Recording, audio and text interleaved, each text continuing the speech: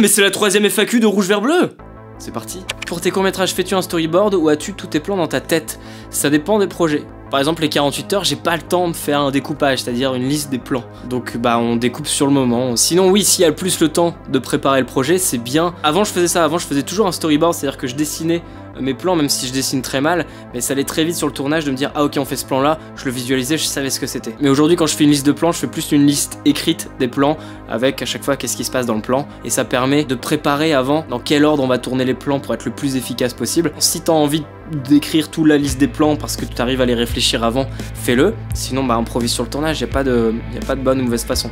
Mais si tu veux être le plus efficace sur le tournage, c'est peut-être malin d'y penser avant. Hello, je t'ai vu sur la scène auprès de Ludovic, quelle a été ta place sur la vidéo des 1 million?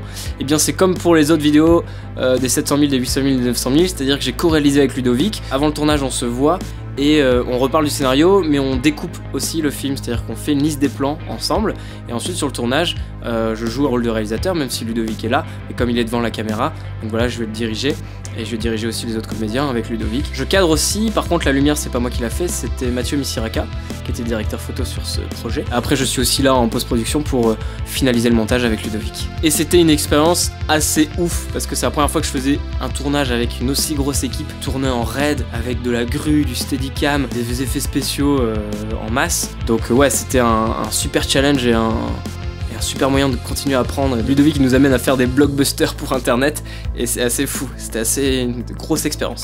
Est-ce que t'es gay parce que je suis amoureux? Alors non, je suis pas gay, mais pour répondre à la suite de ta question, pourquoi pas, oui, pourquoi pas essayer, ça m'intéresse, je pense qu'il faut essayer tout une fois dans sa vie, donc ça serait avec plaisir. Comment tes proches ont-ils réagi quand tu t'es engagé vers des études dans le cinéma? Comme ça. Quoi? T'es sûr de toi là? Eh ben avec plaisir. Fais donc des études de cinéma.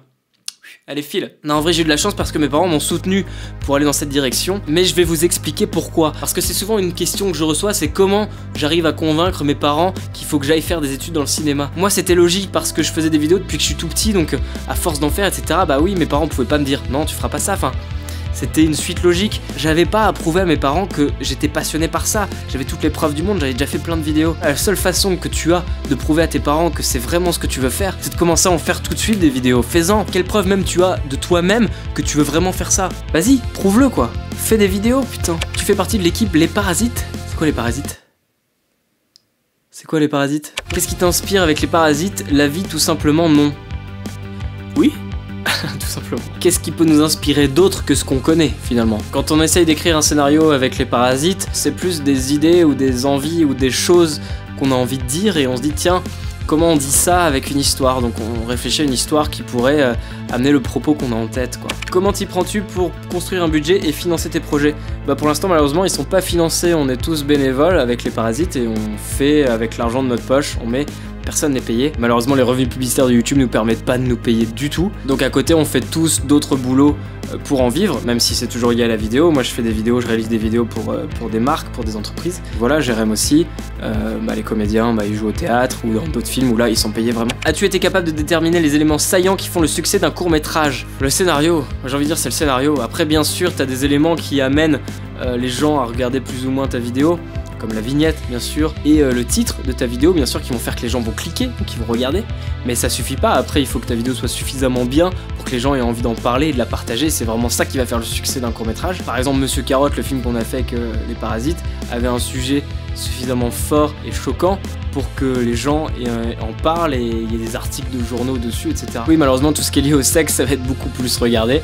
Et ce qui est lié au caca aussi, un peu. Hein. Comment gagnes-tu ta vie actuellement? Eh bien, je gagne ma vie, je viens de le dire, en faisant des vidéos pour des entreprises. Donc voilà, avant, je faisais beaucoup de petits reportages, maintenant, je fais de plus en plus de publicité et de fiction pour le web, pour YouTube. Voilà, donc avec des marques qui payent. Et non, les revenus des Parasites de RVB ou des concours vidéo qui te ramènent 0 thune ne suffisent pas à vivre du tout. Malheureusement, c'est con, parce que sinon, bah on ferait que ça et ce serait peut-être encore mieux. Donc j'arrive à investir du matos avec l'argent que je ramène en facturant mes clients et du coup j'achète ce matériel avec ma boîte. Le budget à prendre en compte pour un tournage, bien sûr si tu payes les gens, bah c'est avant tout les salaires de tout le monde, mais si c'est un truc bénévole, peut-être le premier budget ça va être la bouffe, ça va être nourrir tout le monde, c'est quand même sympa de pouvoir nourrir tout le monde sur un projet, ça peut être vite chiffré suivant le nombre que t'es, le nombre de jours que tu as. Après bien sûr ça va être tout ce qui est accessoires, costumes, décors. Les décors ça peut vite chiffrer si tu cherches des trucs payants, donc cherche des trucs à la débrouille gratos auprès de tes amis, etc. Et puis après bien sûr si tu veux louer du matériel en plus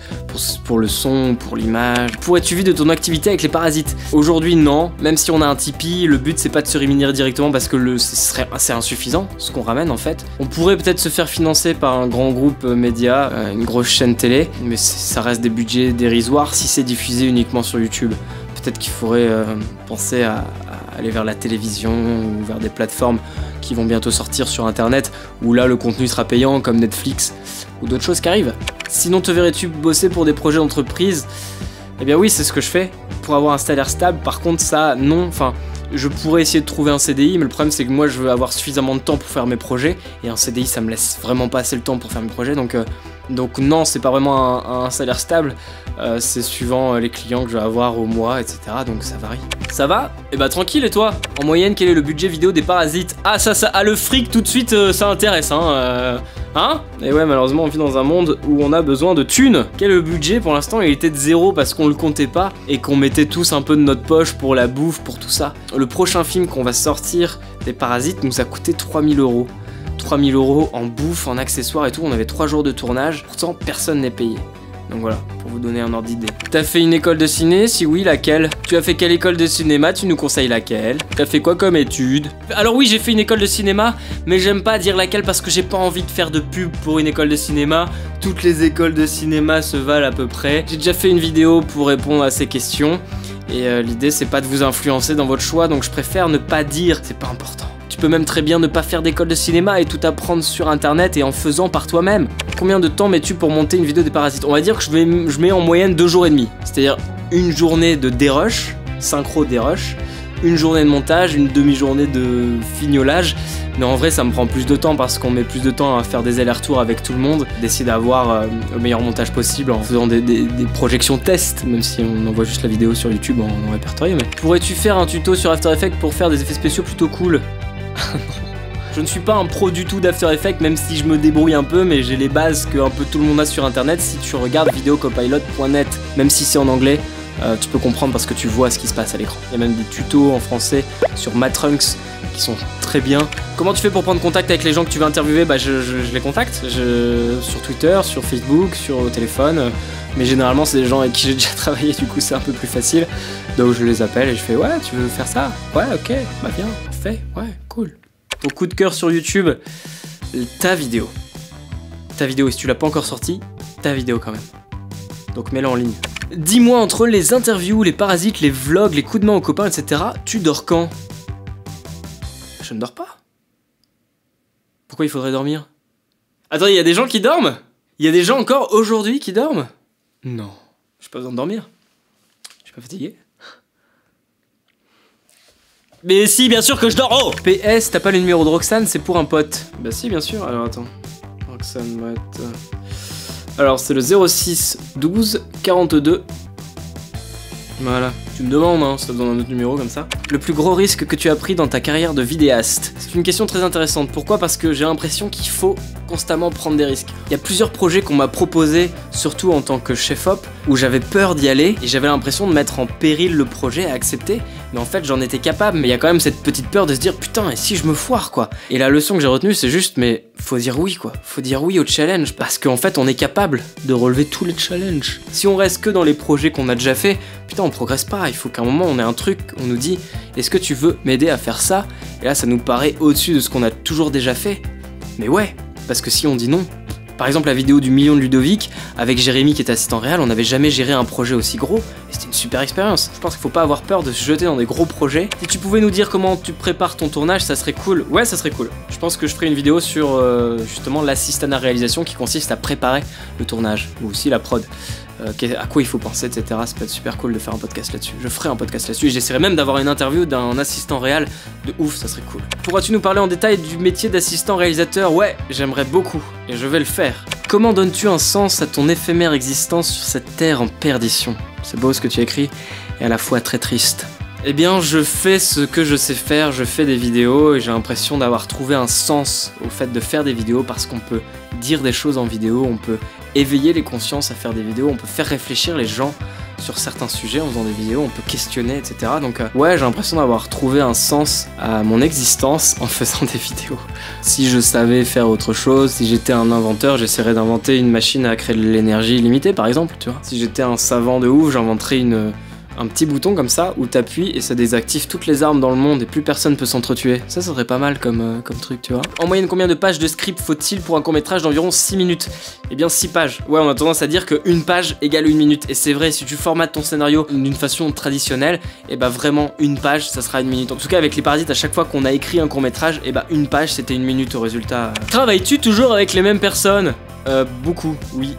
Je travaille, je pense que tout le monde un peu dans ce milieu travaille avec les mêmes personnes parce qu'on travaille avec les personnes avec qui on a déjà travaillé, on sait comment elles travaillent, parce que c'est mes potes avant tout, donc on se connaît bien et on s'apprécie bien, on aime bien bosser ensemble et on sait aussi les qualités de chacun, etc. Donc on va très vite, c'est toujours agréable aussi de rencontrer de nouvelles personnes sur des tournages et de nouveaux talents. Arrête de faire des interviews même si c'est des gens que tu admires, on s'en bat les couilles.